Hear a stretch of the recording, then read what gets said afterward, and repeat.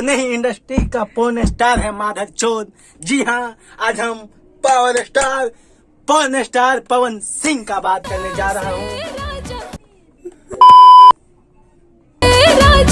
भर जाता ढोढ़ी।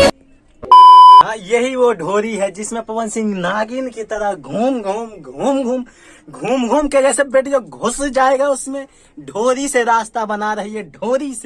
ढोरी को बेटी जो मजाक समझ रखा है। क्या हो रहा है ये? क्या भाई आप यही चाहत बा नहीं? हाँ, तो वो दिक्कत हो गया थोड़ा, वो पोर्न का बात हो गया तो बीच में कोई आ गई थी। तो हम वो आज उसका बात करेंगे जो बेटी जो बार बार ढोरी में उंगली करता है। क्या हो रहा है ये? ढोरी में उंगली, इससे जब बेटी चो इससे अच्छा बेटी को बेलना डाल के पेलना शुरू, दाल घोटनी घुसा के ढक्कन लगा देना चाहिए। बहन का टका क्या समझ रखा है उसने, पूरा अश्लील कर रहा है वो तो बेटी चोद।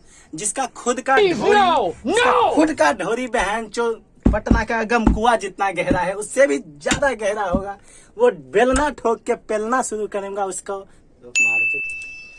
ये इतना अश्लील आदमी है, अगर इसको ढोरी नापने का काम दे दिया तो ये बेटी पूरे यूपी बिहार के लड़कियों का ढोरी नाप लेगा माधव। इससे अच्छा से बिहार का सड़क नापने का काम दिया जाए।